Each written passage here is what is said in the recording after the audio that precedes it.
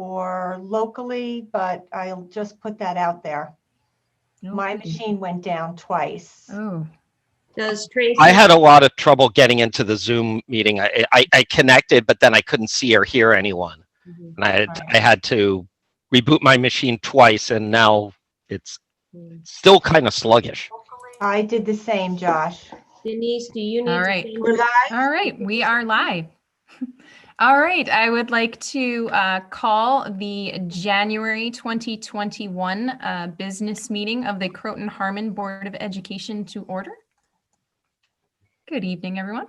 And if we could all rise for the Pledge of Allegiance. All right. I pledge allegiance To the flag of the United States of America, and to the to the republic republic for which it stands, one nation, under God, indivisible, with liberty and and justice for all. All right. Thank you, everyone. And now we will move into recommended action that the Board of Education approves the agenda. So moved. Second. On the question? All in favor? Aye. Aye. Oppose? Abstain? Motion carries. All right, so now we will move into my president's report. So good evening, everyone, and to all of those who have joined us on the live stream. I'd like to take a moment to wish everyone in the Croton Harmon community a happy new year. At local, national, and global levels, we have and continue to face very real challenges, but I am heartened to live in and serve this community where I witness care and consideration for each other in ways large and small. And it is my hope that 2021 proves to be a brighter year for all of us. I'd also like to give a very brief athletics update from Mr. Guino. So our athletics study committee met this week and has begun breaking it up into subgroups.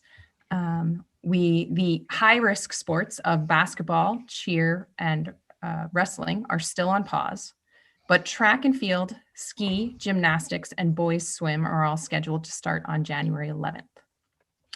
We also presently have 70 students registered for intramural programs of boys basketball, girls basketball, and football. And all of these groups will follow the New York State Department of Health guidelines for practices and are practicing in cohorts.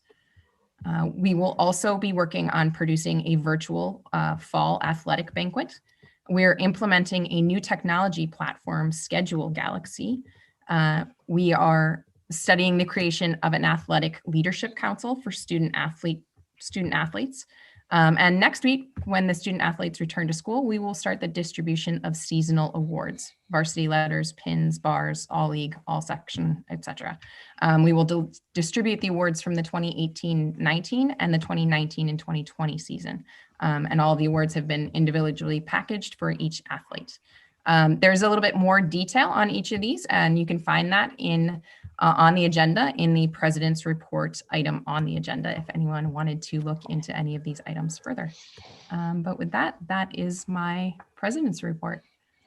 And so now we will move into hearing of the public. So since we are remote this evening, we did ask community members if they had anything for hearing with public to submit that in via email, and I have gotten 2 letters, so I will read both of those right now. First one is, hello school board members. We represent a group of over 425 Croton Harmon High School students, recent graduates, parents of current and past students, and community members involved in our school. We are reaching out to ask you to reevaluate the school reopening plan as the COVID-19 pandemic enters its second wave. In particular, we ask the board to consider permitting high-risk teachers to opt to work from home, and while home, to synchronously teach both remote and in-class students. First of all, we would like to recognize that we are all on the same side. The fundamental goal of our school system is to provide the best possible education for every single student. Moreover, COVID-19 has presented a unique challenge to every school district in the country, and we know that the district's reopening plans were carefully constructed with the best available information.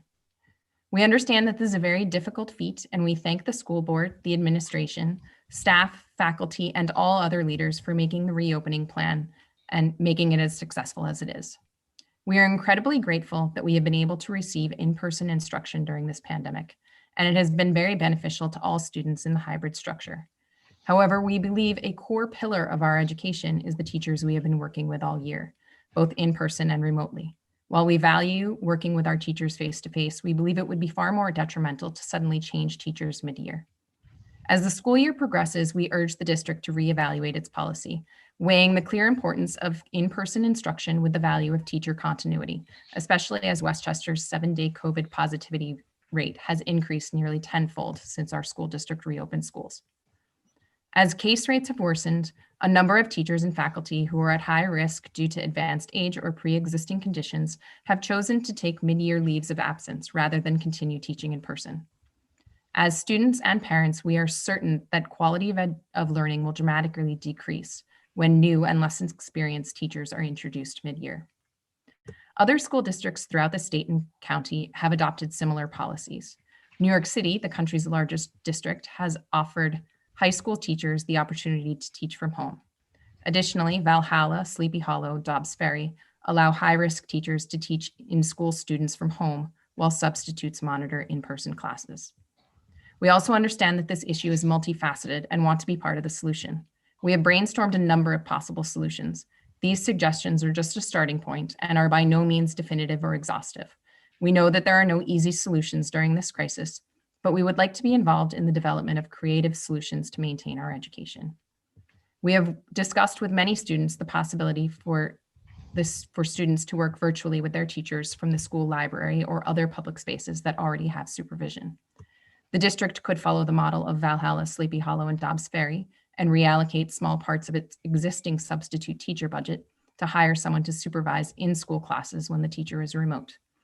The district could apply for CARES Act funding to pay for a remote learning center like other districts in Westchester have. Finally, absent the other possibilities, we could offer teachers who take leaves of absence a portion of their old salary to continue teaching students during office hours or helping period. We share your commitment to in-person instruction during this exceptional time. As plans and policies continue to evolve, we hope you take into account our desire to keep working with our current teachers, whether it be in person or online. We look forward to hearing your thoughts on this matter. Signed by Maya Gardos, the president of the Croton-Harmon High School Student Faculty Congress, Aaliyah Simpson, Rose Shupak-Diaz, and Emily Grunes. They have also attached with this a petition and list of signatories, which show the unified support of our community and ask that we take time to review the dedicated comments left by students, parents, and alumni.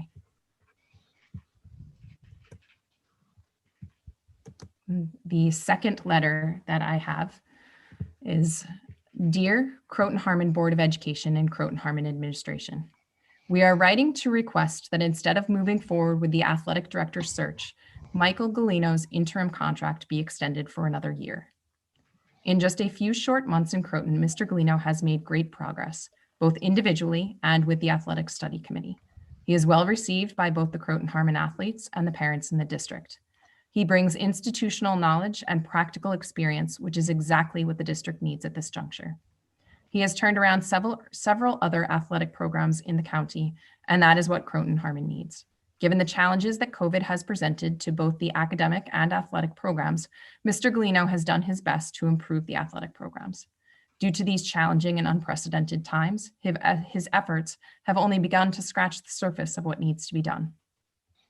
Through his involvement with the Athletic Study Committee, it is evident that Mr. Galino has the experience and insight to get Croton-Harmon the recognition that our school district, our student athletes, and our community deserve. He just requires more time. This extension would allow for the completion of the necessary and comprehensive athletic study, clearly define next steps, as well as begin to implement the necessary steps, all of which will enhance Croton's athletic program. Allowing him to stay on for another school year would allow the new hire to take over where Mr. Galino leaves off, rather than hire a new AD in the middle of this important planning phase. We implore you to recognize the potential of our student athletes, as well as the Croton-Harmon athletic programs, and respectfully ask that you extend Mr. Galino's contract in order to give our student athletes the opportunities they deserve. Respectfully yours, members of the Athletic Study Committee, Ben Abadiello, Joe Barilaro, Jacqueline Brabants, Jeff Carney, Patrick DeLasho, Andy Gold, Adam Schmidt, Maria Slippen, Anna Tague, and Marissa Warren. And those are the letters that I have from hearing of the public this evening. And with that, I will turn it over to Dr. O'Connell to give her superintendent's report. Thank you very much, Sarah. And Happy New Year to everyone, to the board, to the viewing public, to our Croton Harmon school community. I'm very excited to turn the page and start looking towards 2021. So first report of the new calendar year. So a few topics that I will address this evening. Again, I'll start out with COVID-19. Some updates. We continue to review information about the governor's cluster action initiative. As you know, that initiative is what designates the zones, the yellow, orange, and red. We've talked a lot about that at previous meetings and have been discussed in communications put forward. And what's critical about those zones and whether one is designated in a zone, of course, comes with the testing piece that goes along with the zone designation.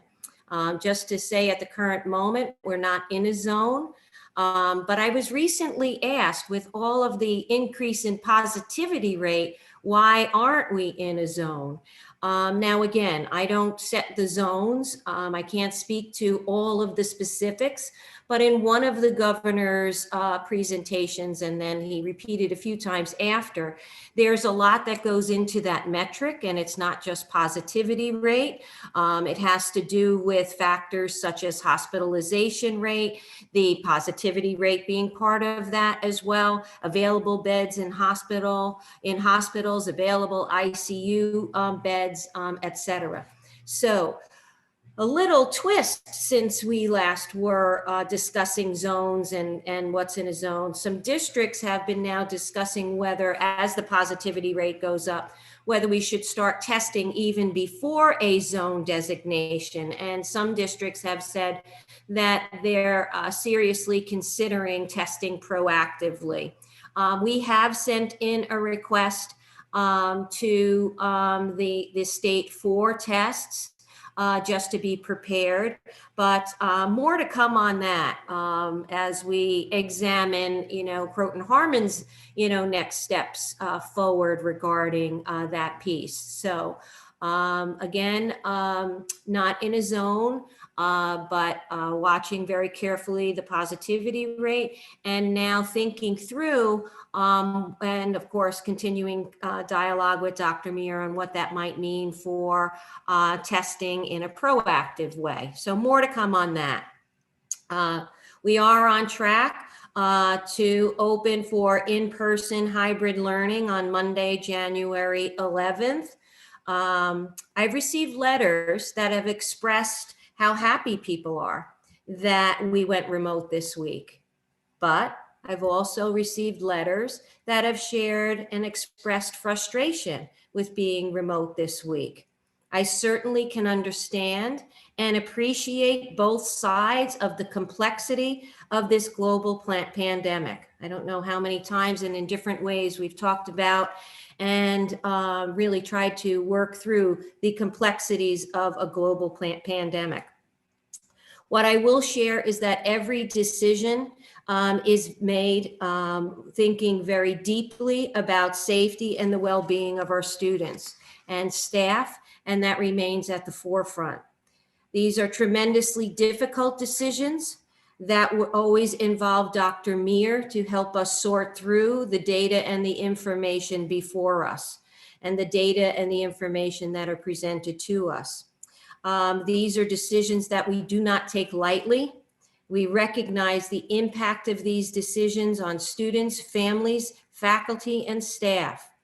Whereas it is our hope that we are turning a corner with this new year and moving, towards controlling COVID, we still have a ways to go. We can and we will get there together, but we must continue to work together. I am very happy to report some information concerning the rollout of vaccinations. In this round of vaccinations and the rollout plan, it included nurses, occupational therapists, physical therapists, and speech teachers. I believe that we are in phase 1B, which are teachers, all teachers and educators. And when the date and start of 1B rollout is still unknown, we always remain hopeful that this is another step taking us in the right direction. A few thoughts from the letter that the students have written to the Board of Education this evening. First, I am so proud of you and the letter that you have written and presented. You eloquently shared your thoughts. I can see that you truly captured the complexity of the global pandemic and the far-reaching implications it has on students, faculty, and staff. And again, focusing on that pride. As I've always said to you, it's very important to always be on a solutions path. And again, with great pride, I see that you have included that in your letter to the Board of Education. A few things that I will say. Working through a pandemic has posed numerous challenges to all schools and all school districts. As a district, as you know, we have worked very hard to open our schools so that our students can receive some in-person instruction. I thank you so much for recognizing that in your letter. As you know, students are currently receiving both the in-person and the remote in our hybrid learning models, a model that is being used by our school district as well as across the state. Based on the importance that we have placed on in-person instruction, especially in light of the limited amount of in-person instruction that students have been able to receive since the pandemic started. Our district has made a commitment to having students receive their instruction, fit to be physically present, and to have our teachers physically present and in person in the classroom. When this is not possible, we seek ways to bring in substitutes to continue the in-person experience of what is equally as important that we need to do is to examine this implication through a K through 12 lens perspective, as well as what the impact has on all of our schools. And just as we're committed to providing in-person instruction by teachers to our students, we are equally committed to the safety of our staff members who are working in buildings and have taken steps to ensure that our buildings are thoroughly and regularly cleaned and that everyone has access to the PPE, the necessary PPE based on their individual needs, following, of course, the guidelines put forth by the state. Our faculty has done a wonderful job in providing both in-person and remote instruction under what has been extremely difficult circumstances for everyone. And we respect any personal decisions that need to be made during these difficult times. Again, I thank you, and we will certainly continue our conversations with our Board of Education. About the athletic letter, athletic study committee members that sent in their letter. I'd like to thank you as well for not only serving on the committee, but sharing your thoughts with the board and the public this evening. And especially sharing your thoughts about Mr. Galino and the good work that has been ongoing in Croton schools. We felt that it was a critical time to look deeply at our athletic program and have someone with Mr. Galino's expertise to lead the charge of the Athletic Study Committee. And we are really looking forward to the recommendations that the committee in the future puts forward to us. Addressing the events of Washington, D.C. After hearing the news, our principals reached out to our faculty to schedule time to discuss the events and to prepare for today's school day. Faculties met together either last night or early this morning. At PVC and the high school, there was also time provided for students to come to share their thoughts. It was a matter of trying to afford space for not only faculty, but students to unpack what they had seen in images, etc. Our social emotional teams were also available at each school as needed to provide support. I know the PVC students meeting is tonight. I know the high school meeting with students was this afternoon, and I know already heard from Mrs. Duback, it was well attended. So very important for us that our students had a forum to reach out and express their thoughts concerning what went on in Washington, D.C. In closing, a heartfelt thank you. Since November, when I've announced that I will be retiring in January of 2022, I want to thank everybody for their beautiful well wishes and great thoughts for my future. And that's how I will close my report for this evening. Thank you. All right. Thank you very much, Dr. O'Connell. And now we will turn it over to Denise Harrington-Cohen for the Superintendent for Business report to give us a preliminary budget report for 2021-22. Good evening. I will put our slideshow up.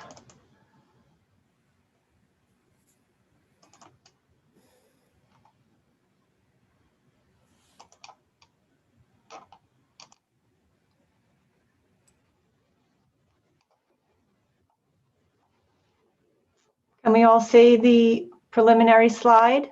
No, did you share your screen? Yep. Hmm.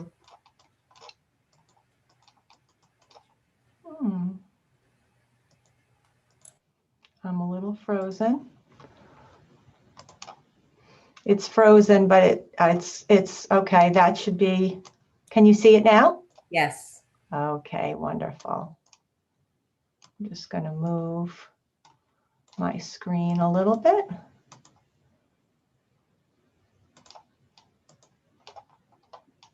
Okay, so you can see the larger screen, correct, Tracy? Yes. Okay, thank you. Thanks. So welcome everyone to our preliminary 21-22 budget discussion. And I am going to refer to this year as 21-22, just to keep it simple. I'm going to leave the other 20s out of it. So this evening, we're going to take a high-level view of our budget. I don't seem to be advancing.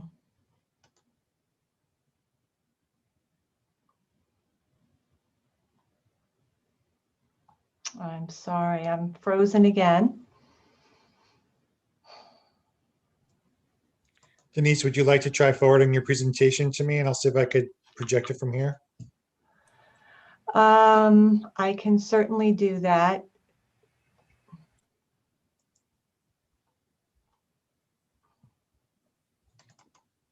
Oh, boy.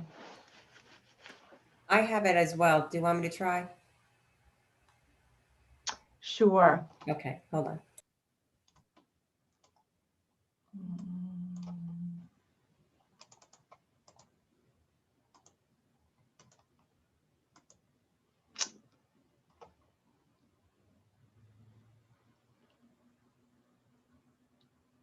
Mm. I apologize. That technology, it happens. Yeah,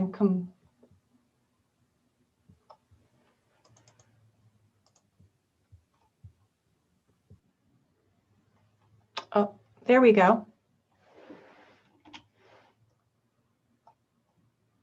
Okay, can you see that? Yep, we can see it. Oh, okay. So as always, we begin with our mission and vision. It's at the core of our budget development. And our mission and vision is encompassed in the goals defined and set forth in our profile of a graduate and aligned with our strategic coherence plan. Certainly with all that we have to face with COVID and the state aid budget, this is a priority. We need to keep this in the forefront of our attention.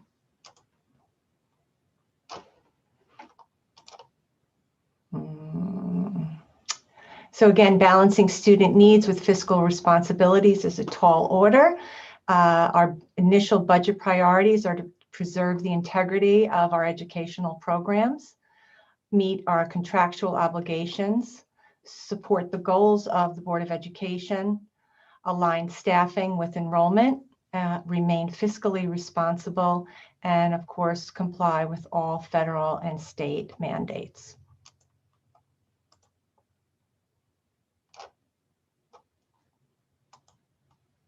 Fiscal climate. We'll begin by taking a look at our fiscal climate. And I'm having a little bit of a delay in these slides. So, of course, with the state proposing a 20% state aid cut and the fiscal crisis in New York, everything is essentially hinging on federal relief. And while the federal COVID relief stimulus package has been welcome news to us, it does somewhat fall short. However, just to briefly review, $82 billion in educational funding nationwide. 54 billion of that will be dedicated to national K-12 schools, 22.7 billion for higher ed, and 4 billion will go to the Governor's Emergency Relief Fund. That's the GEAR fund, and will include a set aside for K-12 districts.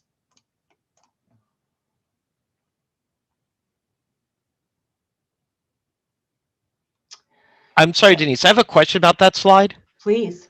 Am I correct in understanding that the GEAR fund is a set aside for private K-12 schools?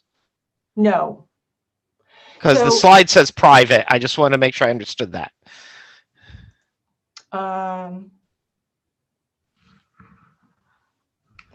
Oh, so the original, and let me explain that the original GEAR funding, we do have to allocate a percentage to private and parochial schools with that our students are attending, but the current stimulus package differs from the original GEAR package in that it is not requiring that we disperse those funds to students in other districts. So that is a typo. Okay, so there's no requirement for us to actually pass through funds to private and parochial schools that students in our district might be attending. There is with the existing GEAR funding. We are required to with the existing GEAR funding. But from what I understand about the $9 billion relief fund, that will not be a requirement. Okay. However, we know nothing about how these funds are going to be distributed, whether it's going to offset aid, whether it's going to be distributed to schools depending upon wealth and need. That there seems to be no information on that yet. So until we really know the distribution of it, it's very difficult to project how it's going to affect Croton-Harmon specifically. Also, New York State is expecting, as far as last week, a $15 billion deficit for all governmental activities, and revenues are expected to drop by $64 billion through 1924, and those numbers came out pro vaccine distribution, and I feel that is probably going to hit the state considerably harder than we expect. And again, education is competing with healthcare. It's competing with the New York State government and some other very expensive agencies. So there's a lot of competition out there for these funds. Denise, can I ask a quick question? Sure. Is the 900 billion package for the 21-22 school year, or to be used to supplement for this year? That's a good question. We believe that a portion may be allocated to this year. It's difficult because the state budget is on a different fiscal year than the school budget. So we're not quite sure how it's going to be dispersed. Mhm.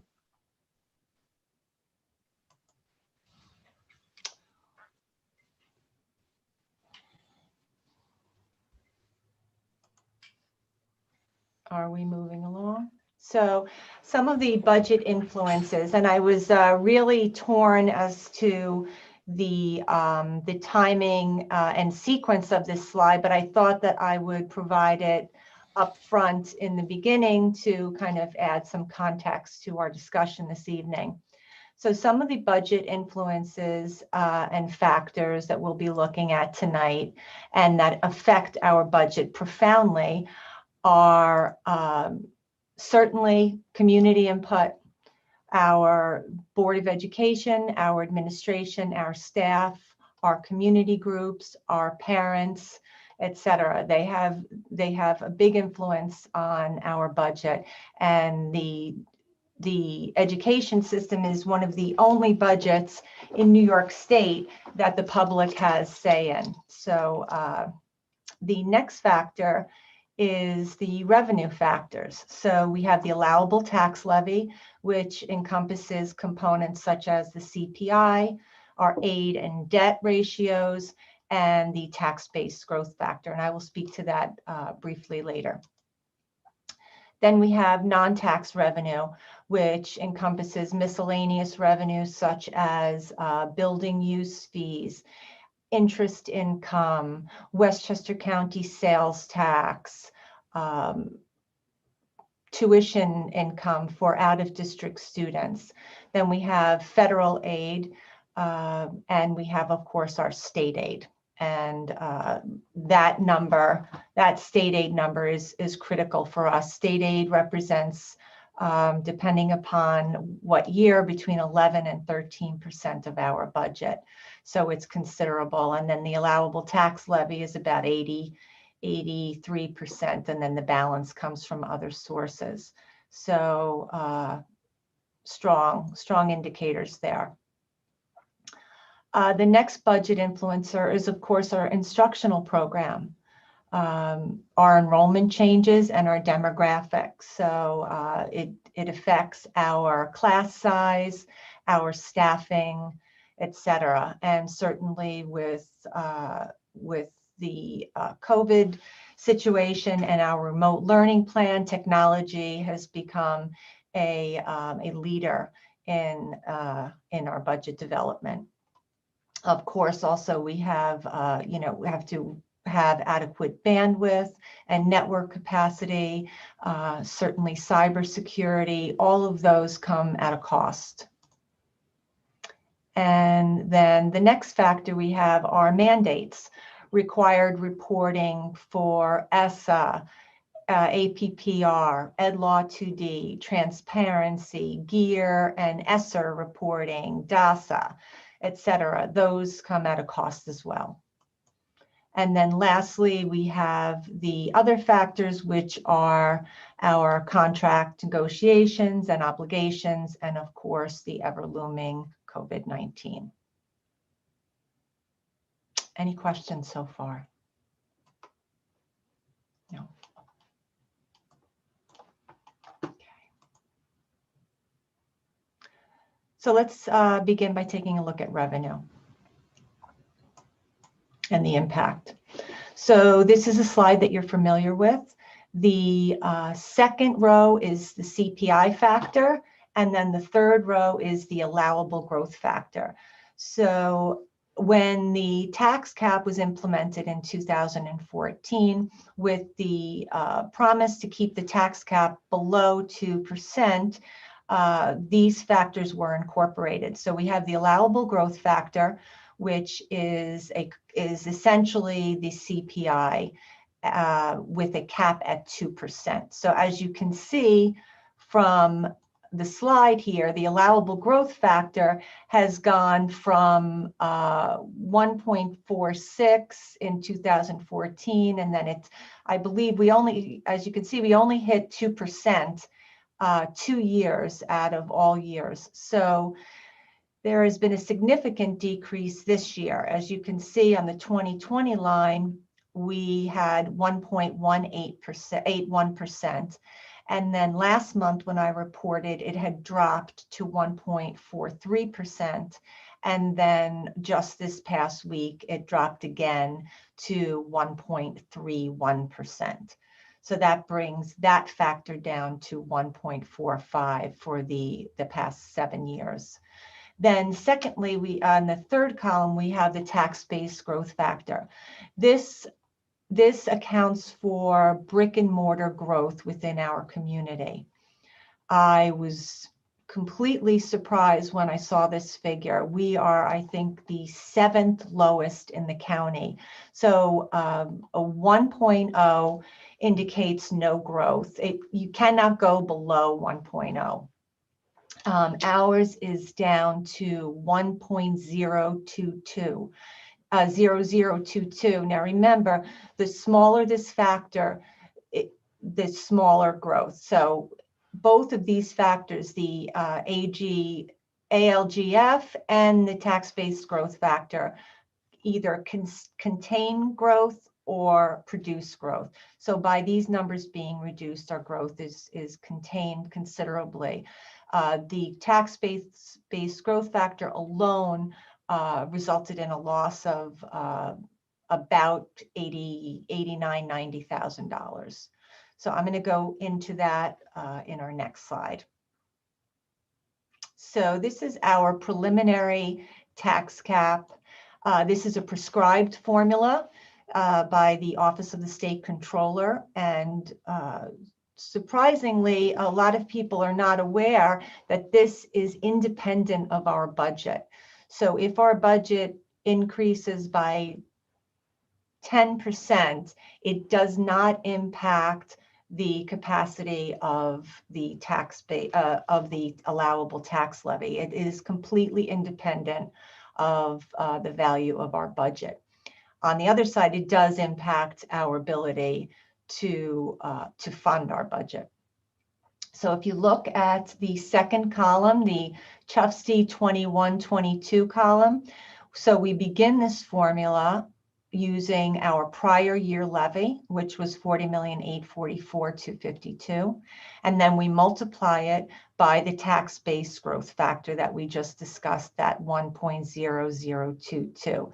That results in a revenue generation of approximately $90,000, and then we have a new levy value.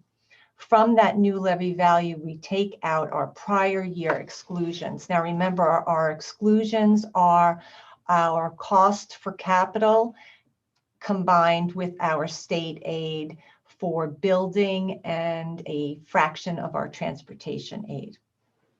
So that's our prior year number. These numbers are unchangeable. They flow through from prior year. That gives us our adjusted tax levy limit, the 38, and then we multiply that by the allowable growth factor, which stands today at 1.0131 or 1.31%. That generated an additional $500,000 to the district and a new levy amount of $38,731,005. To that, we add our capital exclusions for the current year. So if you look on the third line, those are our capital exclusions from the prior year. And then the final line are our capital exclusions from the current year. That number is a projection. It's based on our projected aid and our projected debt expense.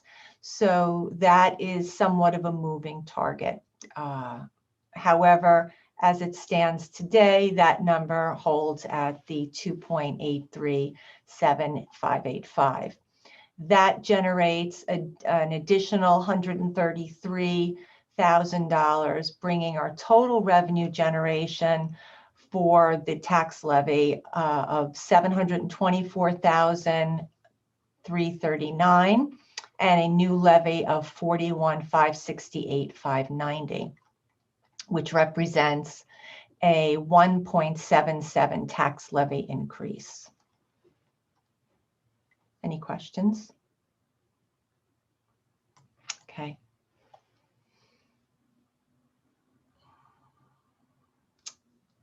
Now we'll take a look at an analysis of our revenues. So the first column are our projections as of 12/30/2020, and the second column were our 2021 final numbers.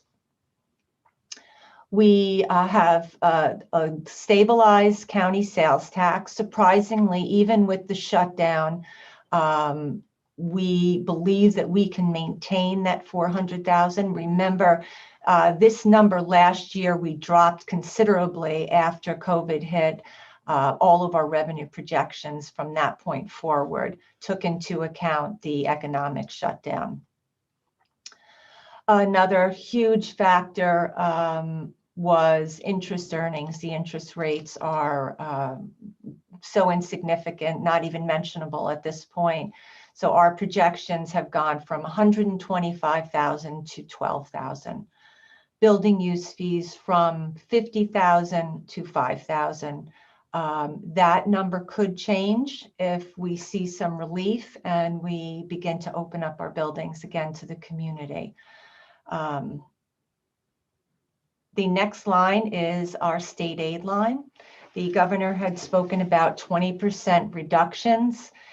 In speaking with colleagues and some of our ASBO representatives, most districts are looking after the $900 billion Relief Act. Most districts are projecting either their current aid ratio or their prior year aid amounts. And so we are using our current state aid amounts for that. But again, that number can change. And we will need to adjust accordingly if it does. Uh-oh. There's a little error in my slide that the tax levy is, this line right here is not supposed to be there. I apologize. So the state aid and other revenue shortfall. So when you factor in all of the state aid difference, all of the non-state aid differences and the state aid differences, we have a shortfall of revenue from last year to this year of 259,000 approximately. Then we have our tax levy, which we just reviewed, and the tax levy change factor is 724,339. So when you add the 258 and the 724, we're looking at a revenue increase of $465,000. That is considerably lower, taking the hit on the state aid revenue, the Westchester County sales tax, and of course, the interest earnings has dropped our revenue capacity considerably. So remember this slide, we're going to get back to that. Yeah, Denise, just to be clear, that this what is lower this year is not our total revenue, but the delta in revenue versus the prior year. Is that correct? That's correct. So whereas last year we grew by some larger number, this year we're only growing by 465,378. From the revenue side, yes. On revenue. Yep. Right. Thank you for Okay. pointing that out, Josh. So we will go back to that. We're going to take a review of our budget drivers from the expenditure side, and you've seen this slide before. So we have our salaries and collective bargaining provisions. Our salaries represent approximately 53% of our budget, almost $26 million. retirement costs. Our retirement costs are 6% of our budget, almost $3 million. Then we have our health insurance premiums, which represent about 8% or $4 million. And then we have our special education costs for related services, tuition, and our special education programs, maintenance, etc. That is approximately 11.5% of our budget, about almost $6 million. Then we have technology, which represents about 2.5% of our budget, and other instructional initiatives. We have our debt service and interfund transfers. That represents this year because, again, we're on the tail end of a huge capital project. So that represents approximately 9%. There's a big increase due to our bonding this year. Then we have infrastructure needs and utilities, and of course, state mandates and COVID expenses. Our COVID expenses year to date are well over $400,000. And that accounts for some technology, minimal technology, MERV filters, signage, custodial, etc.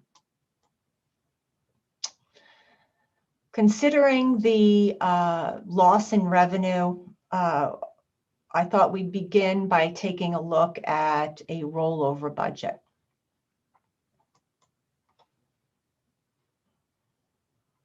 And then a little bit of a pause here. Okay. So the cost to roll over our budget, salaries. So right now, if we just comply with Triborough, and the Triborough agreement, it says that our existing contracts that are open or unsettled will continue at the state that they're at now. So the cost of Triborough for primarily step increases and off-schedule payments amounts to about $400,000, $395,000. That does not include any increases to salaries for this year, with the exception of one bargaining unit.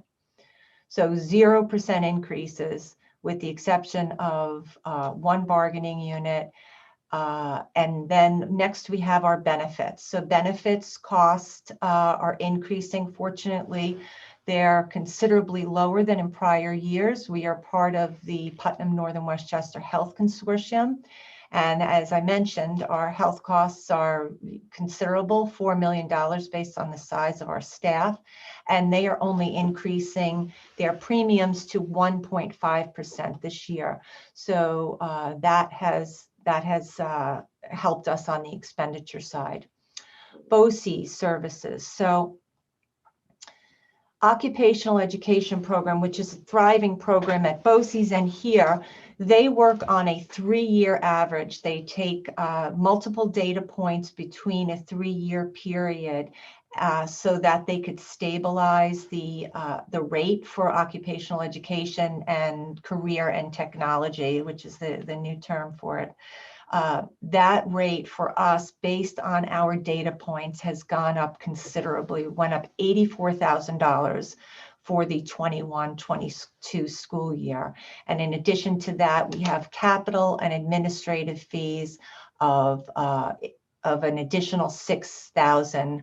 So that brings the BOCES costs, and that is aside from other BOCES services. Those are only for those two components, an increase of $140,000. Then we have our debt service.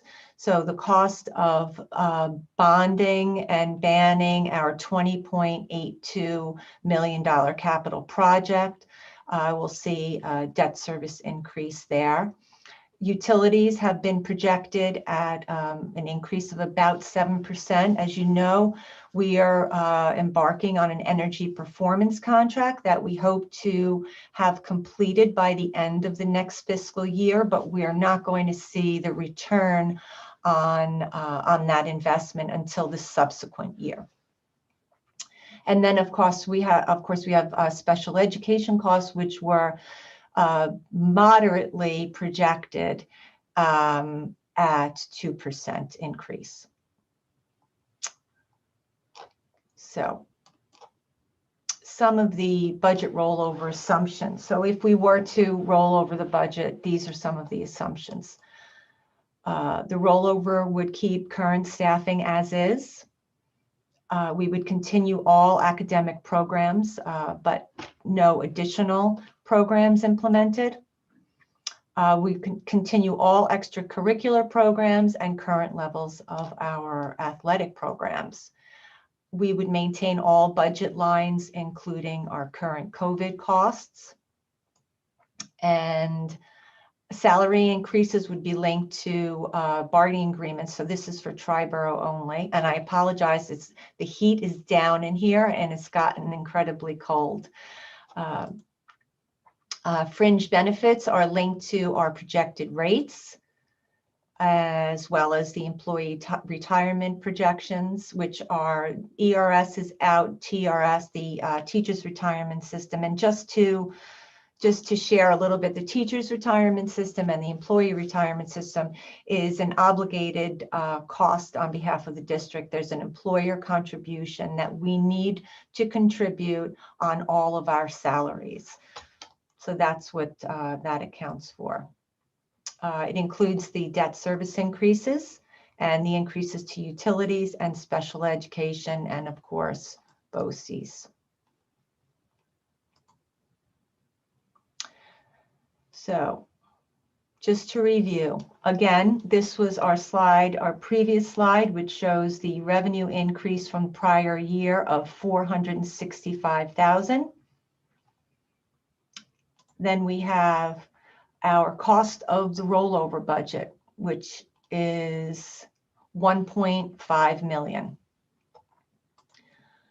So if you take the total increase from the prior year, less the cost of the rollover budget, we're looking at a shortfall of approximately $1 million. It is common to begin the year with a shortfall, and at that point, we continue to review the budget to determine how we can bridge that gap. So some of the options that we have for bridging that gap are, I'm frozen, there we go. Further reducing our expenditures in and other areas of the budget. Utilizing fund balance appropriations. We are now projecting our fund balance on a monthly basis, and it's a rather complicated process that gets much closer to the true number as we approach the end of the fiscal year. Right now, we are looking at a number of about 1.7 as a fund balance for current year. Again, that is our current year revenues less our current year expenditures. Offset applicable expenses with the utilization of reserves. So again, we have been very diligent about allocating reserves, and we have a teacher's retirement reserve, we have an employee retirement reserve, we have an unemployment reserve, we have a legal liability reserve, we have a tax certiorari reserve. So from those reserves, we could offset some of our expenses by utilizing those reserves in a given year. Additionally, we are a member of the Putnam Northern Westchester Workers' Comp Consortium that had a considerable fund balance this year. And I am not sure if it's been officially approved, but they are looking to allocate a portion of their fund balance to all component districts, which would mean that we would have some fund balance reserves there as well. It would account for approximately $45,000. And then, of course, a combination of all of the above. Which we looked at last year. If you recall, last year, we reduced our expenditure budget by $350 million, $350,000. That reduction hits this year's budget. So it reduced this budget, which will also constrain our fund balance growth for this year. So let's look at some current action and next steps. Seem to be frozen again. Here we go. So in December, upon word from the governor, we implemented a spending moratorium that was district-wide in hopes of keeping our costs down for the current year and retaining as much of a reserve as we could. Principals and directors are preparing their budgets with priorities established for potential reductions. So as they're preparing their budgets, they are making priority listings of areas that they can cut. Again, we have a very, very lean budget with very little margin. And after the $350,000 that their budgets endured last year, this is not an easy task. But they are working diligently on that. Next, so we're going to continue to revise our budget projections, our enrollment projections, our revenue, expenditures, and of course our fund balance projections, because our fund balance is going to be a critical component. As you're aware, every year we do supplement our budget with fund balance appropriations. This year was approximately 2.2 million. So we need to look at that number because it's most likely going to be considerably larger this year if our budget remains. Again, further analysis of the state aid proposal and await, oops, got another mistake there. It's going to kill me. Of state aid proposals and await the legislative budget. Further discussion and planning around budget models for consideration. Await the release of the final contribution rates for TRS. Submit our tax cap calculation. Further analysis of areas for resource reallocation and expenditure reduction. And then assemble and submit our final tax cap calculation. And of course, a lot is relying on advocacy. So on our website, you can see our board is actively involved in advocacy initiatives around relief from the transportation aid fundings.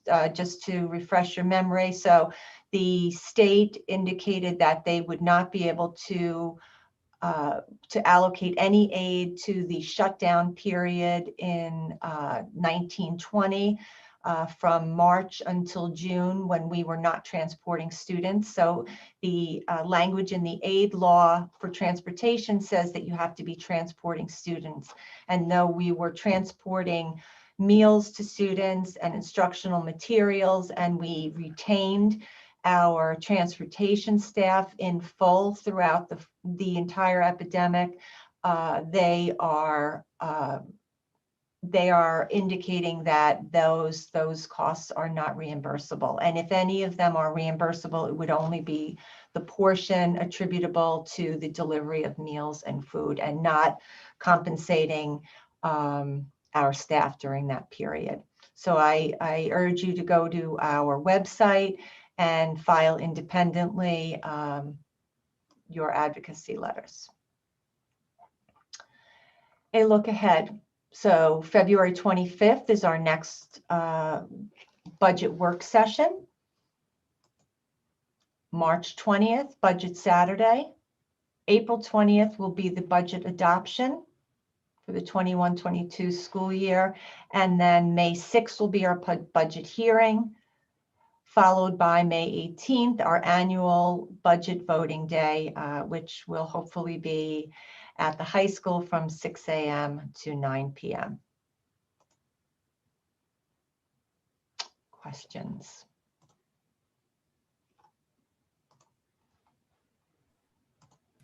Denise? Yes, Hi, it's Iris. Excuse me. I know you had a budget 101 yesterday, right? we did. How did that go? This is It's- non-budget. The budget 101 is up on our website. We did not have great participation. And that's an understatement because I believe because all of that was going on in Washington. And I think that had a huge impact on things. But it is on our website if anyone would like to view it. I believe it's up already. And I had a question with the substitute salaries that we're the use of substitutes. Was that reported in the COVID expenses that you mentioned, which were like number 8, or was that a part of salaries, which was number 1? That was a part of salaries. That is not included in the COVID expenses.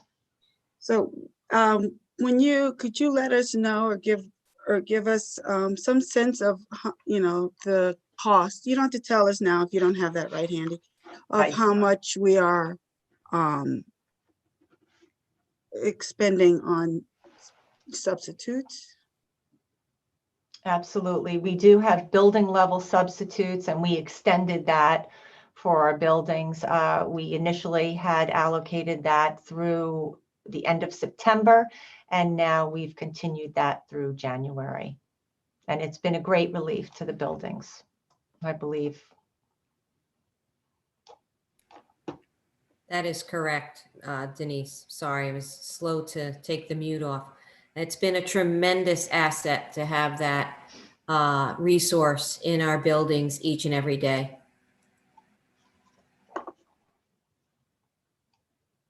Any other questions? So I'll ask one more.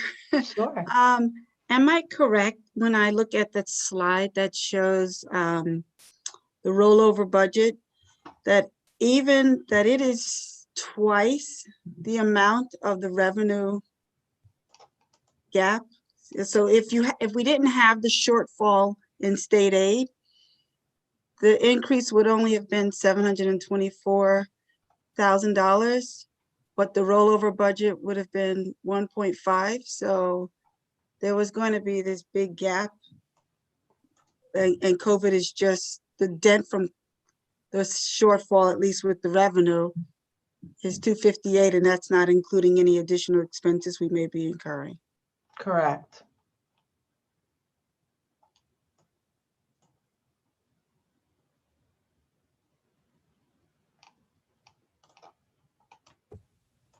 Does anyone else have any questions for Denise? Thank you. And of course, you can always reach out if you have any questions, and please visit our Budget 101. Oh, it looks like Neil has a question. Thank you.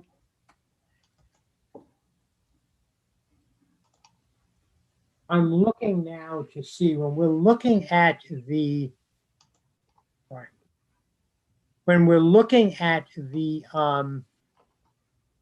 question that Iris asked about the shortfall between a rollover budget and the amount of additional revenue, which would then define or identify how much we would need to add through reserves, or through fund balance. How does that compare, because I'm trying to find that, to a year ago or 2 years ago? So that How does the rollover amount? Yeah, the rollover amount and the shortfall based on additional revenues as compared to increases in expenses. Because I'm trying to get the picture of, I mean, you did say, Denise, that Okay, with the work or the change, the cuts that we had to implement, we're at a lean budget, the $350,000 you mentioned. But as we get to a presentation later on, and we are going to be dealing with your point of, well, you can cut program, you can take money out of reserves, you can, decrease expenses in certain ways in order to match that shortfall. I'm just trying to get a picture of how dire it looks at the moment as compared to what we might have been trying to figure out a year ago, 2 years ago, et cetera. To that question, I would say considerable, because again, we do not have the salary increases for a majority of our bargaining units included in this. And we are Okay. calculating the value of that currently. Okay, so that line, tri-borough only, would mean that rollover budget would not be a rollover budget, because if there are salary increases in various units, that's going to be increases in expenses. That's going to be an increased cost.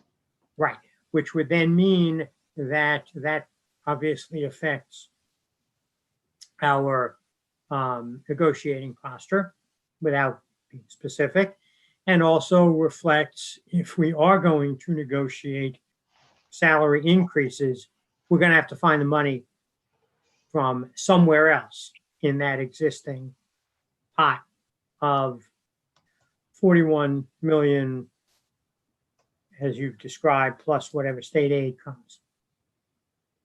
Correct. Okay, so at least I'm trying to get focused on what task we are going to face and what issues we're going to face, and obviously the community, come the time you come back to us at the end of February, and the time we have budget Saturday, and the time we have to make hard decisions. Agreed. Thank you, Neil. Okay, that concludes my report. Denise, I'm sorry, I have one more question. Please. Neil reminds me of something there. I know we had talked earlier about the turf field and the debt and the importance of having debt roll on and come off at the same, to keep it level. How does this impact how does our debt impact our budget stability for next year, considering the debt will be rolling off? So because of our bonding, our debt is not rolling off. We did have some debt roll off, which we accounted for, but I'm just pulling up my debt schedule. So in 23-24, there is a considerable drop in our debt service. So the timing of a turf field and the financing related to that would ideally be in the 23-24 school year.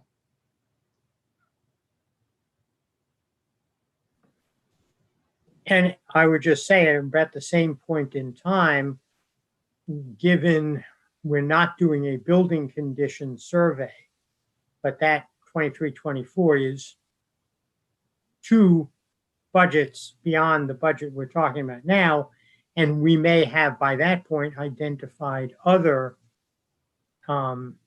capital issues that may match up to the debt rolling off. I guess the question really, and that Iris is going to, is with a desire for a turf field, it may be that we would be taking on, if we can't wait till 23-24, we'd be taking on more debt before we've rolled off a significant amount. Yeah, so the two could be competing with one another. Right. Two needs. Okay, but I'm assuming also, depending on where interest rates are, then that a short-term borrowing, if interest rates are as low as they are now, really won't add much to our debt. A ban, and then a more permanent, if I can call it that, borrowing in or after 23, 24. So we don't know what interest rates are going to be like in 2 years, Yeah. or 1 year, but that may be something that helps us be able to afford within these constraints, the turf field that that was mentioned. Okay. Agreed. Denise, just to add on to that, because we talked about this, when we were in the turf committee and et cetera. When you say the debt for 23, 24 dropping off and that being like a sweet spot, you also shared at one point at our committee about like that might be the target time, but that it also could be something that started earlier through other means. So when you meant the other means, you were talking about perhaps capital or something along those lines, correct? Correct. So if we chose to bypass the normal process and went through capital reserve funds. So we have a considerable capital reserve. We have about 7 million. I'm not sure. Probably about 7 million in capital reserve funds that could be utilized. And though the funds are available, remember when we did our last year, our capital project through reserves at PVC and CET. So the funds are allocated through capital reserve and they are expended in the year that so when we expended those costs for the kitchens last year, they actually, even though it was a reserve, it increased our expenditures last year, which accounts for our reduced fund balance last year because we had to account for those costs. So yes, the reserve is an option for the turf field, providing we had it coupled with work at CET. That's the provision requirement for generating aid. That's a question I receive often, about why couldn't the district just use, other, revenue sources, other sources. Yeah. I'm sorry, I didn't mean to bring up, it's Right. just something that was discussed in the athletic committee and I just wanted to have a little bit more information in case Yeah. it comes up again. I didn't mean to put a long conversation. It was perfect that you did because I had a recent question from a community member about that. So it worked out perfectly, Iris. Thank you. Right, and it's applicable. It's all about our long-term forecasting and preparedness for the years ahead. So it's Yeah. quite appropriate. Denise, quick question. When does that reserve expire, the capital reserve? Does it have a?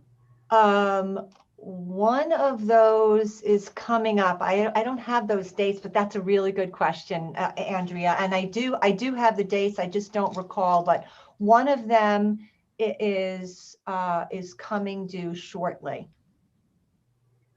Okay. Yeah, if you could just keep us apprised of that. Absolutely. Good, but just so we're clear, when you say coming due, So that we means have it's time a limit fund, you have a time limit to put money in. that right. you have to utilize it. Right. That you have to, there's a time limit on utilization? Yes. And Okay. of course, any expenditure out of those funds would have to be, the allocation would have to be approved by the community as well. Sure. But the question on that is, if you do not expend the money in a capital reserve fund within the time frame that is set, for example, the one that is coming up shortly, where does the money go? I believe it has to be voter approved again. I believe it will fall back to the general fund. So if it falls back to the general fund because there is not a use for it, and then the general fund is larger, that would leave more money available to allocate to an expense budget. Right? You're taking it basically, you're putting it in your checking account from that reserve account, and you've got to spend it out of the checking account. So you can't move that money before the expiration. Otherwise, that's financial chicanery. But if it goes back there, then that may change calculation in the year in which it returns as to what we're going to do with it. Correct. How that plays out is speculative at the moment, but it's just something to keep in our mind. Right. And I do actually believe that it's in a valuable spot in the reserve, because with constrained budgets, our facilities and maintenance budget was constrained as well last year and will be again, and is now has COVID costs on top of it. So with reductions in the COVID costs, that our capital improvement budget and the projects that we normally complete at the end of the school year will most likely not be completed to the level that they have been in the past. So those capital funds, I'm sure, will be needed in the future.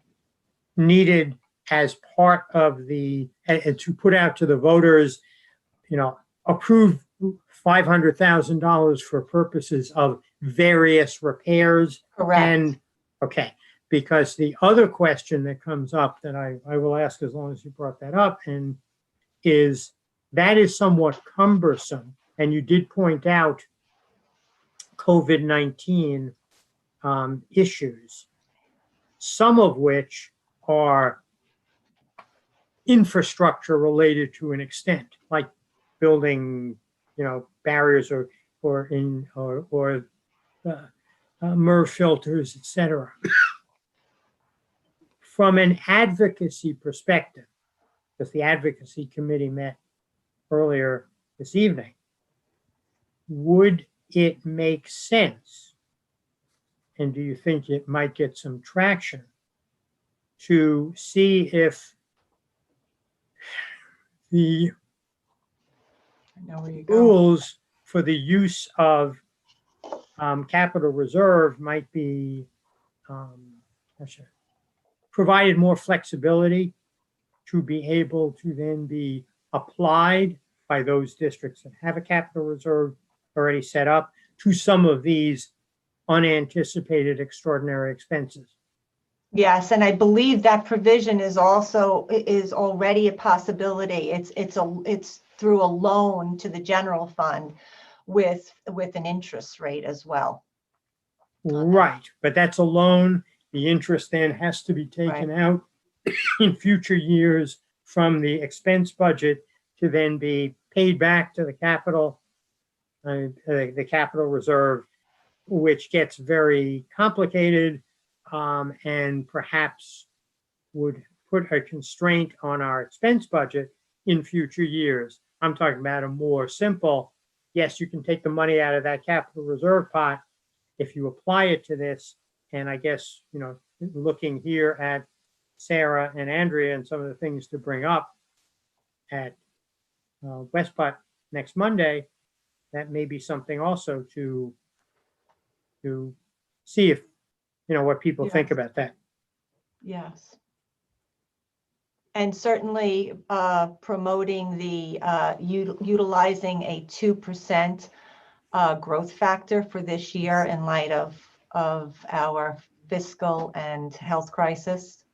That has been on the list of Westput's things they want to want to pursue, want to tackle, whether they will actually be able to do it, or whether they think through their lobbyists that they have there's traction in that area, we'll find out on Monday.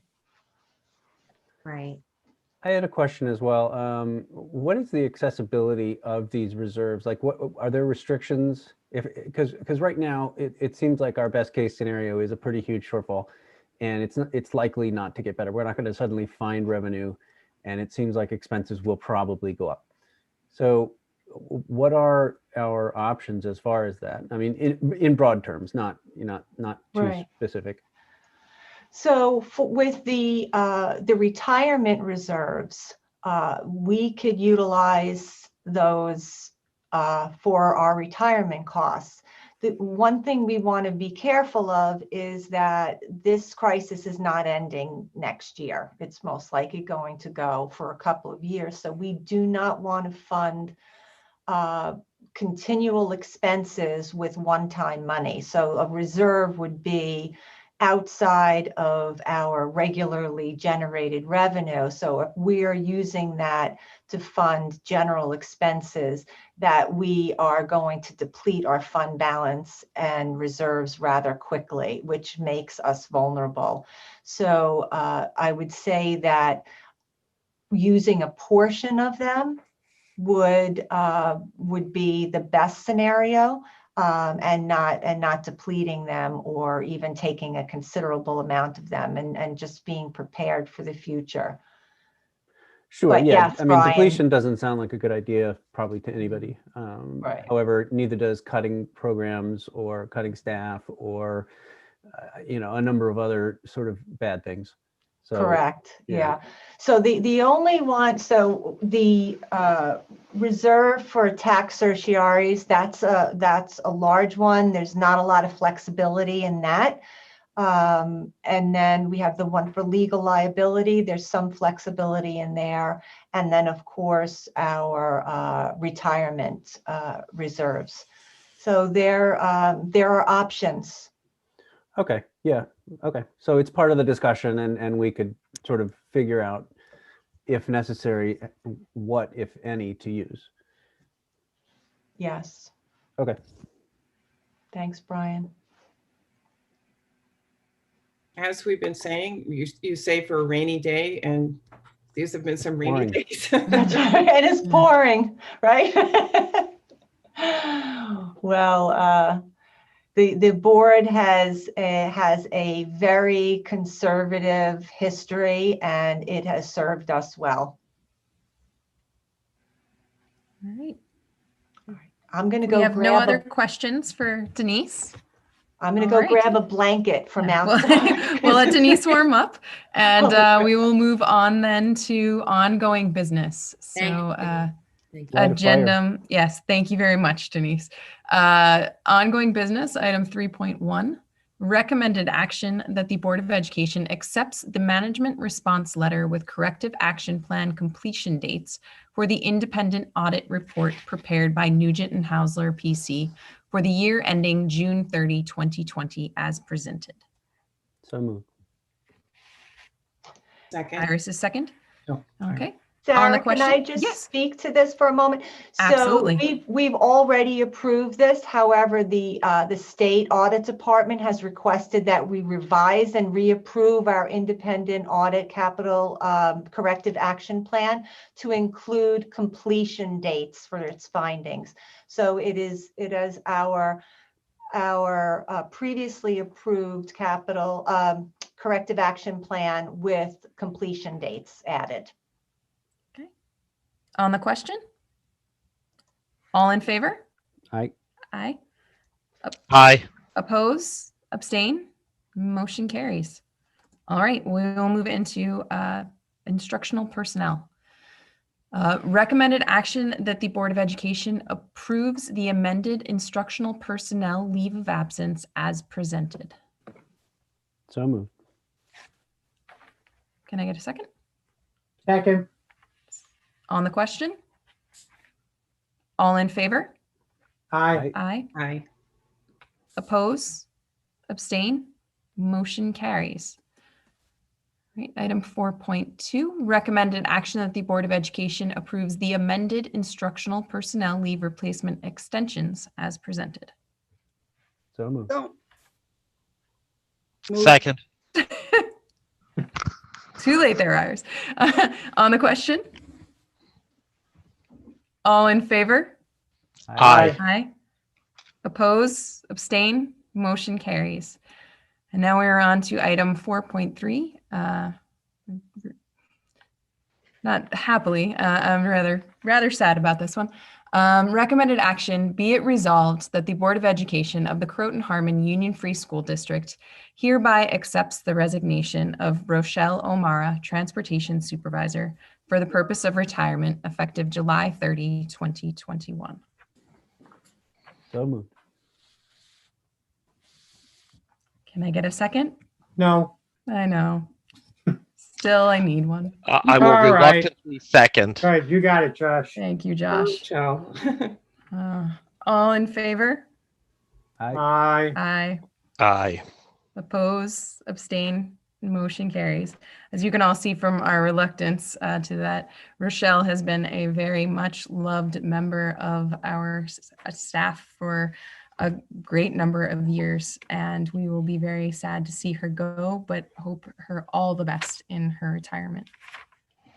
Yeah, and I encourage everyone to read the beautiful letter she wrote as a part of her resignation that's attached to the agenda. It speaks volumes as to the value she has and the love and respect she has for this community. It really, really does. Yeah. And now we will move into donations. All right, recommended action that the Board of Education gratefully accepts 2 donations from Eric Kohler and New York Life in the amount of $200 each as a contribution to the Carrie E. Tompkins Elementary School General Fund. So moved. Second.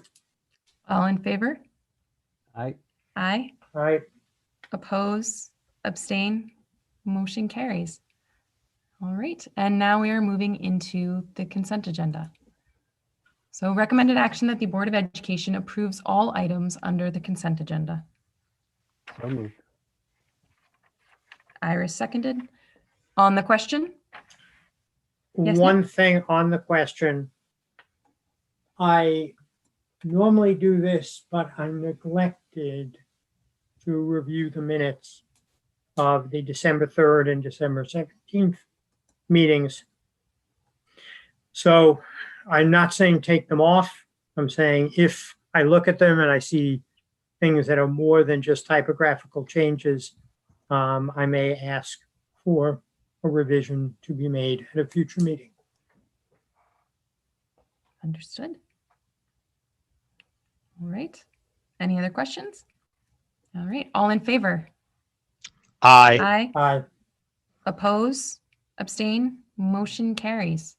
All right. So now we will head into the closing of the meeting.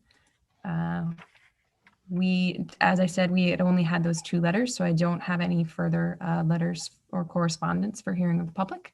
So we will now move into board reports, and I will let Andrea lead off with advocacy, seeing as we just met ahead of this meeting. Hi. So Sarah and Neil and I met at 6 o'clock tonight, and our main focus was to sort of stimulated by a question that Westchester Putnam School Board Association had about what did they want the primary legislative activities to be coming up with the budget in this year. And 3 of us talked a lot about funding, how, really dovetailing completely with what Denise was talking about, like the 2% growth, and just to see what we can do to advocate with other districts to, try and get as much funding as we can. We also talked about a couple of new areas. Neil brought up this idea of possibly working with NYSBA, the New York State Education Department, but to really talk to them about restorative practices and how our code of conduct reads, that maybe we could start using more language and start kind of transitioning it to more to more thoroughly reflect what our goals are going to be for restorative justice. But at the same point, we want to make sure that we're within the law, that if we change any policy, that we will still be it'll still be lawful, and we won't run into any gaps or problems. So that's kind of like a new area for us, and we're going to do some investigation in that. And then after our last goal session on environmental items, we were talking about how there may be room to do some environmental advocacy. And we're going to be doing a little more exploration about that. And then Neil, you brought up that item that you were thinking of bringing forward, the additional item, just a few minutes ago. So, and then Neil will be attending West Putt on Monday to represent us. So let me just add on that two things. One that we discussed at Advocacy Committee, and one that we didn't, which is on February 3rd from 8:30 a.m. to 1 p.m. Oh, thanks. ISBA will be having its annual legislative visit, so to speak, but it will be virtual. As you may recall, in past years, people would go up to Albany and they would stay overnight, and then they would knock on doors in the legislature. Well, because people aren't doing that, this is a complimentary program that board members can attend to hear and perhaps interact with members of the legislature and to hear about lobbying and advocacy activities. So I am trying, although I had some difficulty logging in, to sign up for that. In the NISBA weekly letter that we received on Sunday, I think it was Sunday, that was included as something that you can log into and sign up for. So anyone who is around on the morning of Wednesday, February 3rd, and desires to, log in or register and, go to some or all of it, that is something that is available. I also noticed, but didn't notice this until after we finished our meeting, that West Putt is also going to be having legislative meetings with legislators virtually. As people may recall, in years past, they had a session with members of the Assembly and the Senate at an elementary school in Purchase, and we all drove down there and met the, whoever showed up, their aides or the legislators themselves. On February 4th, we have a board meeting. They will be meeting with state assembly persons. And February 11th, they will be meeting with state senators. That was in something that West Putt sent out, I think, today.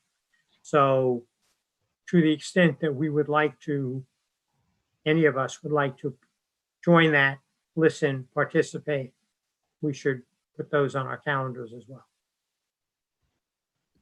Thank you, Neil. Sarah, anything to add? I'm sorry, just to add, I'll send to the board, unless you've received it already, the Lower Hudson Education Coalition advocacy agenda with some points in case you wanted to include it in any of your conversation. I'll send that to the board.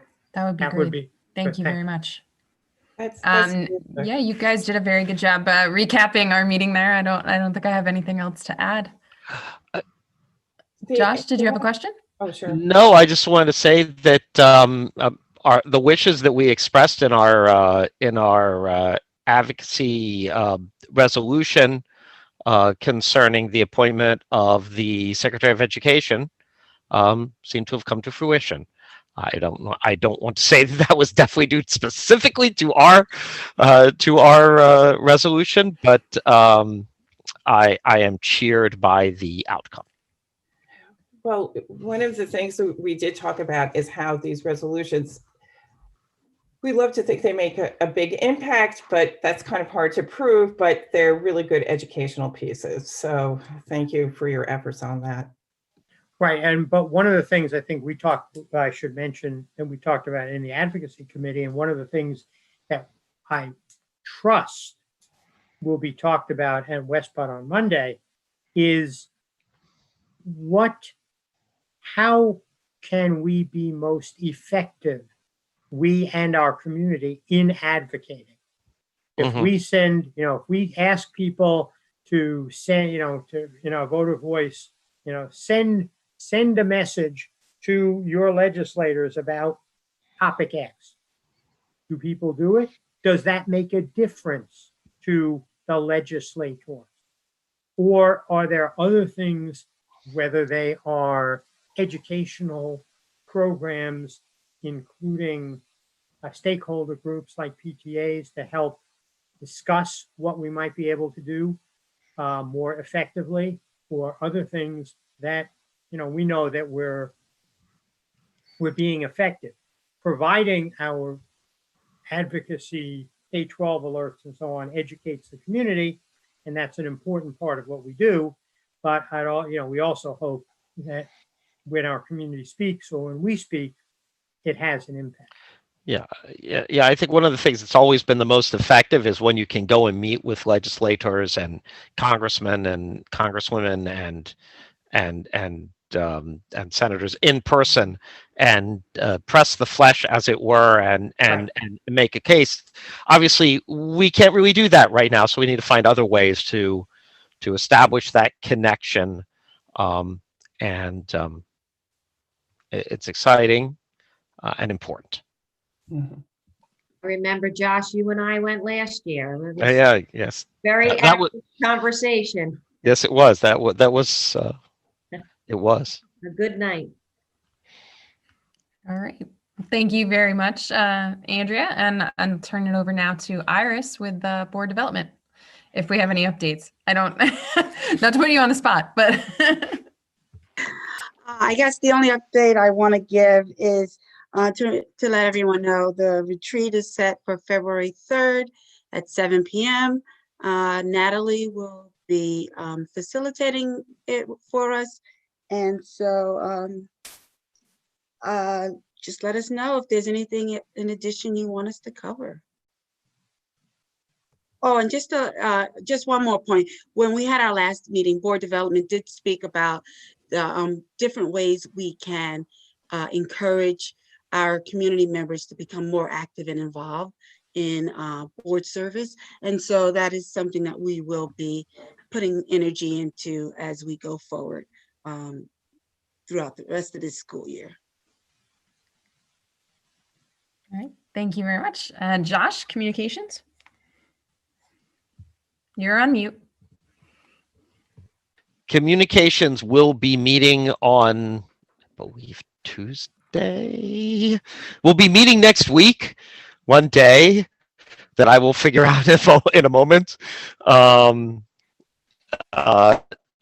We have not met since immediately after the previous meeting, but we expect to get back to.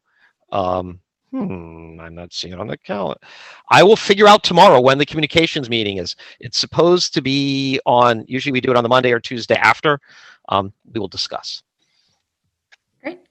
Thank you very much. But I think that the agenda is we want to get we still need to get back to logo and some of the website revamp stuff that we're doing with the big items. We're looking forward to hearing about that. All right, and then that leaves policy. Neil, did policy meet? It did not. Okay. So I should look at those people. I'm looking at you in the tiles, and I will send something out to try to get a date on the calendar ASAP so that we can start. They can pick up where we left off, which puts Denise in the hot seat because it's her policies at the moment. All right. Thank you all very much. And now we'll move on to polling of the board. Yep, Andrew. Okay, so I will admit my eyes just looked at the phone for a second. And advocacy flash that Betsy DeVos just resigned in protest over yesterday. Wow. Well, I could make a comment, but I'm not going to. Yeah, I'm Probably just best not to. Okay, so now again, polling of the board. So if anyone has anything, I have a couple things, but I'll let Iris go first. No, I was gonna say, before we do polling, can I give a report out on some of the committee meetings that I've been attending this week? Well, that's polling. So Oh, that is you can- polling. so you can go for it. I thought it was board reports. I'm sorry. No. Okay. So for the, so I am part of the, I'm going to start with the athletic subcommittee, because we've had some information. I just want to bring the board up to include you in some of the conversations. The subcommittee is really, I mean, they're really working really hard. And Mike is doing a great job of having us focus. There's like 4 subcommittees that he's created that we break out into. It's looking at our celebrations, looking at our handbook for our athletes and our coaches and our parents, and then looking at the way we communicate things around the athletics, and looking at athletic awards and the display case. And then they're also tackling issues sort of, like what is the district's philosophy and goals with our athletic program. So, I mean, it's really coming along nicely. I did want to find out from the board, are there certain conversations or issues or items you want to have me pass along to the committee to ask to get their feedback on? Because, one of the reasons we wanted an interim was to look at our athletic program, not only for, the athletics part, but like what's going on with because we want to, our AD to have a program and the job that we wanted to get feedback, like our AD does more than just run athletics, right? So are there any other points that we want examined at this juncture or feedback on, so that I can bring it to the committee? If you don't have it in your top of your head right now, my email address. I feel free to email me because I do notice this study is almost exclusively on athletics, but we were looking a little broader for feedback as well, I felt. And I didn't know if this study committee would be the right station for it. Also, I just wanted to let you know, as part of the subcommittee, as part of the committee meeting, Mike did a great job. He did provide the committee with an update, or he begins each meeting by giving us an update on what's going on in section 1 and where the district stands in terms of with athletics. One of the things he brought up, which I thought was, I wasn't even thinking of, is the impact of COVID on our athletes, to the extent that, if you recall, in March, there was the inflammatory disease that was apparently affecting students, younger folks that got COVID. And so one of the things the section is grappling with, and I don't want to go too far because he didn't really go too deep with us, but, with the, what happens if an athlete has COVID and they develop this inflammatory disease, like what's the interplay? And so there's some thought being given as to just like, it's not really just only can we start and play because the numbers are low, but will there be a side effect health-wise to our athletes? And that was something I hadn't thought of. So I'm glad he raised that with the committee. And he also let the committee know that that Debbie had asked him back in October to consider staying on, and that he had was graciously happy for it, but he declined, and that he had told her that, it wasn't something he was able to do. However, he has started thinking over the Christmas holiday, and he and Debbie are going to continue to talk. And so we don't know where it's going to go, but it was nice to hear that he kind of warmed up to Croton on Hudson for possibly more. He did, I know we received a letter from the athletic committee, but he did inform the committee of his current status. And so that's what I wanted to share with the athletic subcommittee. Any comments? Iris, the one thing that just that came to my mind on this is that I don't know whether this is in the committee's purview or if it's something that's being considered, but there's this sort of standard set of sports that, quote, every school does, or the top 10 sports, right? And the question is, and one of the things that I wonder is that actually meeting the needs of our students? Are there shifts? Are there sports that we should be dropping and other sports that we should be adding to meet the desires of our students? And it's just an open question as to whether it's something that we should, review.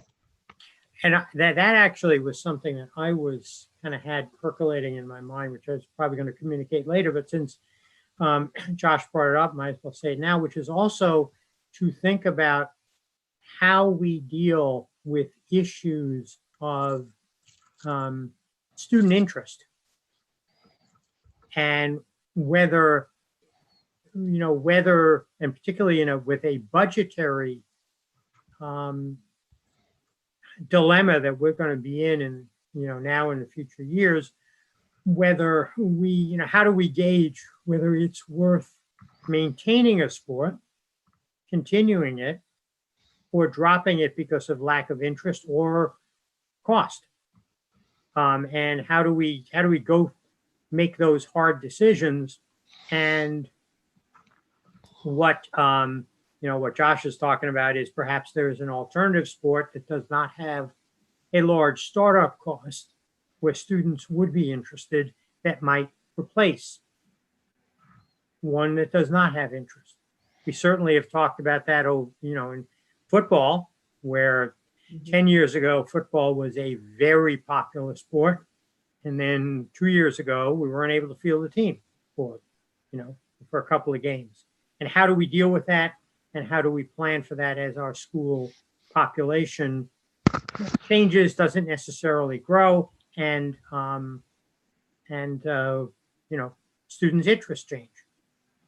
Yeah, and there's an interplay with that and the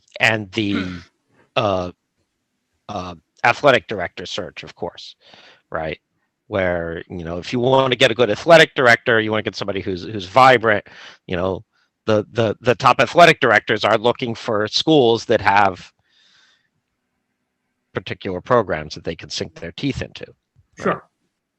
Whether Right. or not this becomes a piece of your committee work, to Josh and Neil's points, I know that Mike, through my discussions with him, does have some thoughts in this particular area.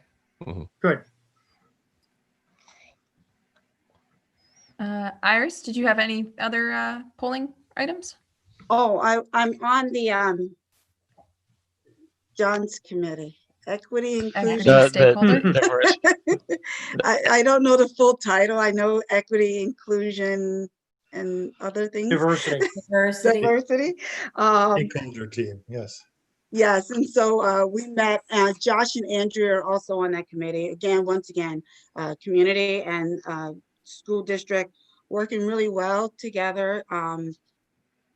Looking at, I think right now, I guess it would be fair to say we're in the getting comfortable with the conversation so that we can build on that and reach out into the community afterwards. That would be my take. One of the things that I really noticed is that everyone is bringing their own different points of view, and they are Everyone has an experience to share, and sometimes they're coming from very different places, but yet ending up at similar destinations in terms of work that needs to be done and work that could be done, but out of their own completely different experiences. And again, kudos to especially to the students who've been participating, who have been incredibly candid and forthcoming and willing to take a risk to speak out. One of the points that they brought up at the meeting, which I think the board will appreciate, is Natalie keeps saying there are people who are going to think that this work is going too slowly and other people who think that it's going to go too quickly. But for those who are really concerned with seeing concrete change, we did have a timeline last time. We talked about the timeline, and the board will be receiving recommendations at our June meeting. So that's something to look forward to. Fantastic. All right. So I just realized there was one thing, spoiler alert, I almost for, I guess, the athletic committee. One of the questions I asked was whether the committee thought it was a good idea for us to, at board meetings, begin to recognize students, athletes and non, that reach particular milestones or, and I know we do it as part of the president's report, but incorporating them more into the program by inviting them and their families, and in sort of making a note, making it more celebratory. And it was like universally adopted. It might end up being a recommendation, I don't know, but I almost got the feeling that they were saying you should be doing that now. Like you don't even need to wait. So I did want to present that to the board and the board officers as something to consider. And then the next thing has nothing to do. Before you do, Iris, just let me just say, in years past, that was a regular feature of board meetings. I think in our attempt to streamline the business activities of the board, it was decided not to do that. It's a question of timing, for us to consider whether we want to do those, reinstate that, because it actually was something that was very, my service on the board, I found very moving and important, but, I think we'll have to decide all whether we want, how we want to structure our meeting. Mm-hmm. Again, it kind of all goes back to what you value. And so putting your time and your energies behind it reflects on what you value. The last thing I wanted to mention was, as you guys all know, each board development has been peppering in little sessions, mini sessions before each board meeting. The next one was supposed to be restorative practices at the work session. Sarah, is that incorporated in the agenda for that day? It is? It is not yet incorporated into the agenda for that day, but we can add that in as a 7 to 7:30. Board development So should not, talk. yeah, I don't know if we have anything for you guys, so you may not have to. Then the following thing will be the retreat. right. Okay, so Okay, Neil? yes, let me follow up on Iris, because particularly on that last point. Building Planning Council at the high school met today and talked about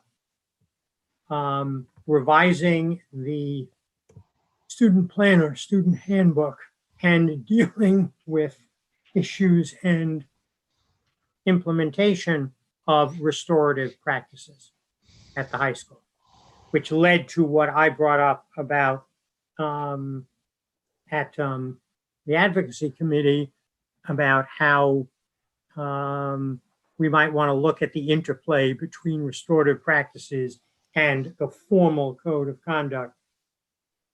So that discussion will be continuing at the next Building Planning Council meeting, where there will according to the principal, be a deep dive into the provision, into what is contained in the student planner, student handbook. So for that purpose, what I would suggest is that although the meeting from 7 to 7:30, which is public, is for us to discuss, it might be helpful to the high school building planning council to invite those members to observe and maybe get some thoughts and ideas that would be useful in their work going forward for the balance of this year. So I mean, whether that's invitation, once that material is prepared, if that invitation is extended by the superintendent or extended by the board president, if you think it's appropriate, I think it might be good. The other thing that I was going to mention is the bus electrification task force. Okay, I attended the meeting on December 21st. I will say that our consultants from decision support group were very effective and efficient in trying to utilize the input of a lot of different people. There are probably 30 or more people who are members of that task force, and so by developing breakout sessions and so on, they were able to kind of really get people focused. There were presentations provided by Lindsay Auden, who is the head of the Village Sustainability Committee, on an idea regarding electrification and developing facilities at the transportation facility, at the bus garage, to be able to both get solar arrays installed and use them for generation of electricity for fueling buses as well as for other purposes, and a presentation by Patty Buchanan of Croton 100 on the incentives that are available to school districts for obtaining or purchasing electric vehicles.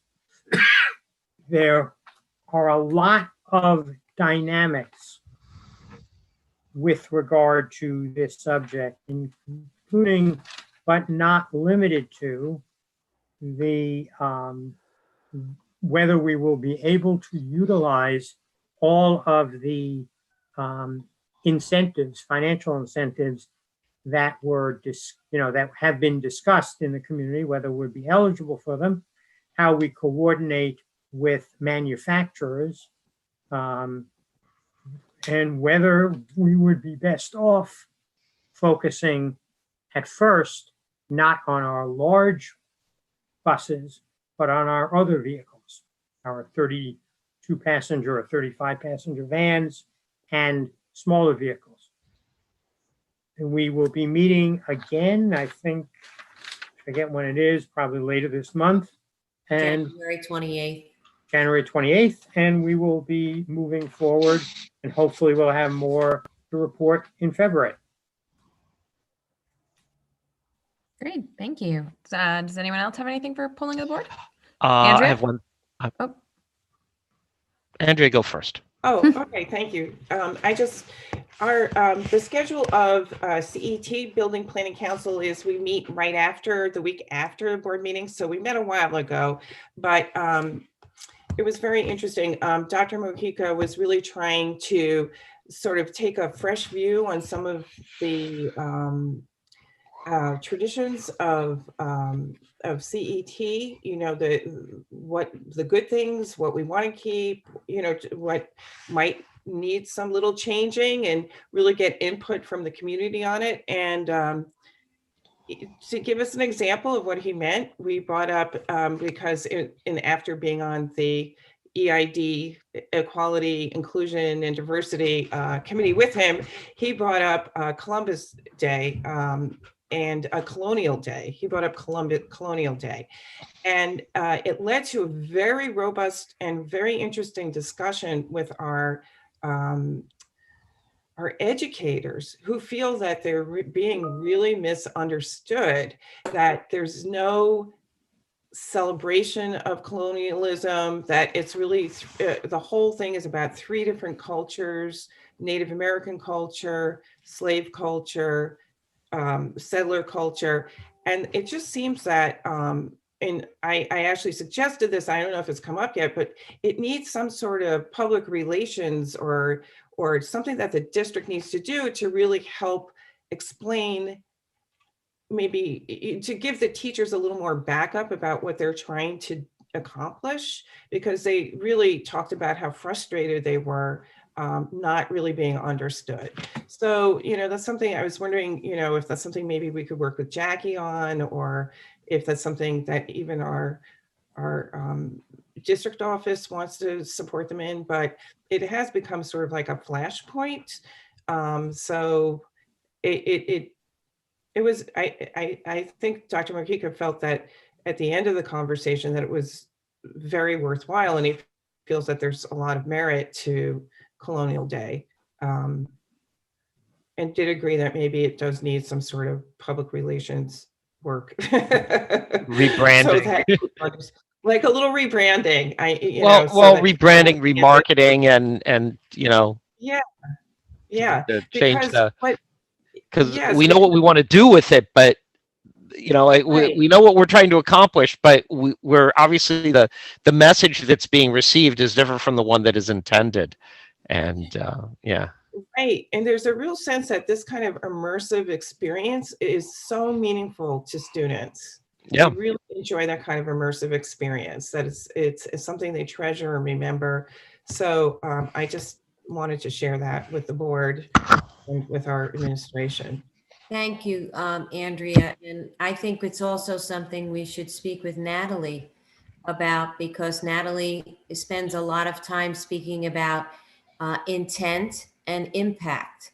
Exactly. Right? So I think I hear wonderful things through the years also about, you know, Colonial Day. And then yet, as we've been listening to community conversations, we've also heard another story.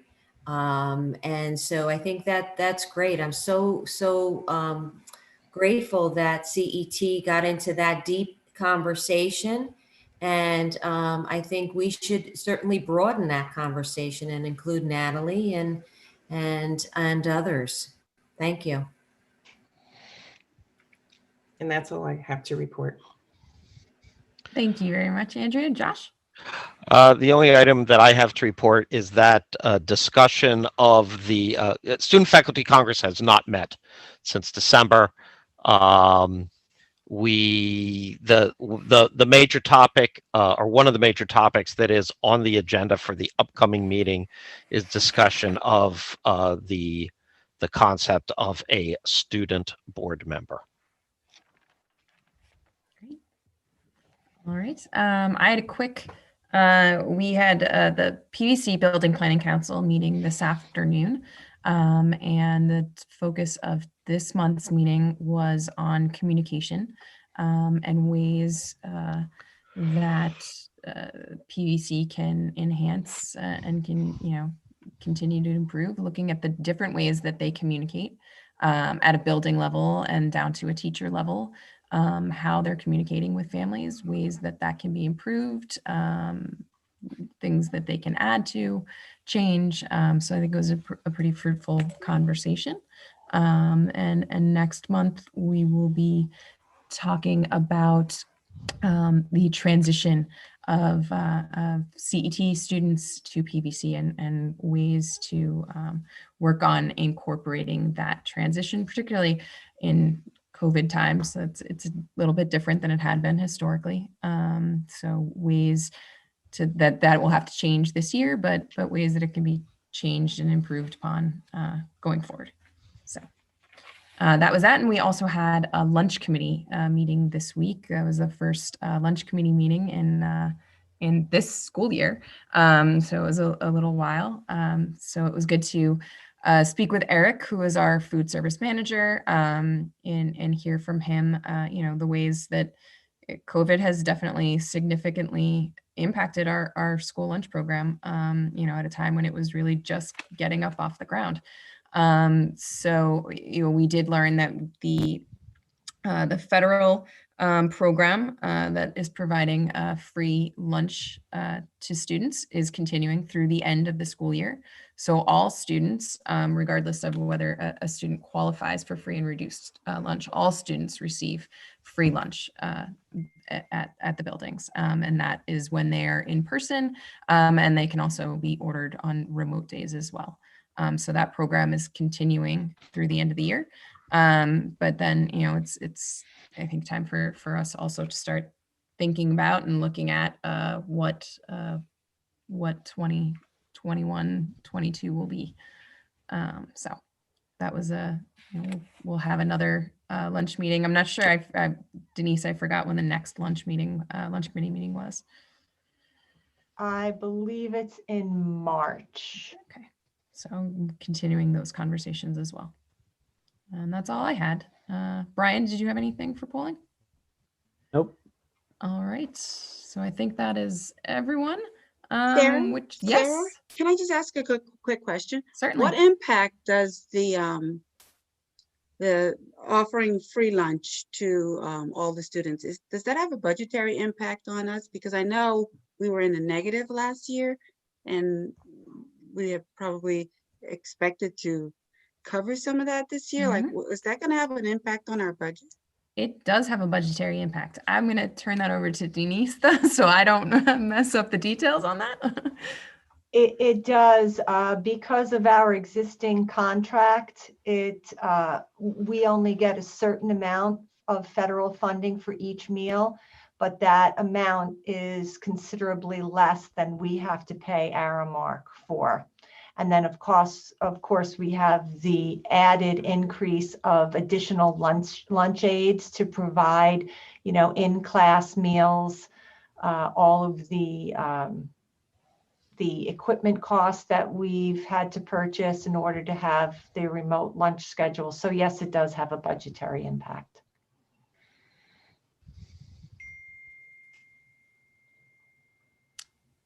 Okay. Any other questions? Anything from anyone? All right, so we will move on to items needed for the next board meeting. So our next board meeting will be our January 21st work session. And that work session will be on the annual report and also on academic performance during the pandemic and the continued implementation of our strategic coherence plan. So I would ask people to think about what types of information would be most helpful for you, what sort of information you're looking for with regard to those topics. And we have that Tracy will share with us again. Sorry to put you on the spot there, Tracy. Share with us that spreadsheet with regard to essential questions so that we can add those in.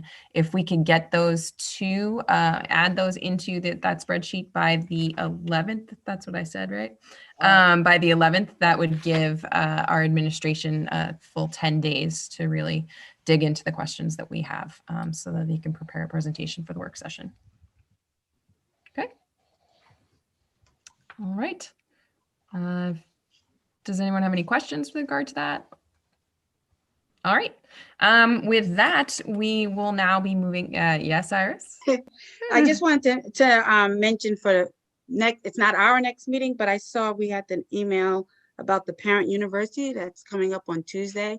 And Yes. I thought, in case there are any parents that are still watching, it looks particularly useful. for parents in this COVID time. So I just Fantastic. wanted to put a note that it, in case they didn't see the K-12 alert, that it's 7 p.m. on The Tuesday, I 12th. believe. Yep, Right. January 12th from 7 to 9 p.m. And they look like fantastic sessions. And there's another to be there. example of committee having, both district and community working together and really doing such a great job. So we are looking forward to the parent university. Yeah. All right. Well, with that, then we will be moving into executive session, and we expect that we will adjourn immediately following executive session. So any community members who are still joining us on live stream, we will be closing up the public portion of our meeting now. I thank you for tuning in and wish you all a good night. Recommended action that the Board of Education enters into executive session to discuss ATU, ACU, CTA, CSEA clerical, and CSEA custodial contract negotiations. Iris has moved it. Can I get a second? Second. All right. Before, on the question, can you Yes, just so I note them, can you tell me that laundry list again? There are a lot of. absolutely. It is on the agenda as well. ATU, ACU, CTA, CSEA clerical, and CSEA custodial. All right. Okay. All in favor? Aye. Aye. Hi. Oppose? Abstain? Motion carries. All right. So I will see everyone momentarily in our executive session, and everyone else have a nice night. All right. Neil?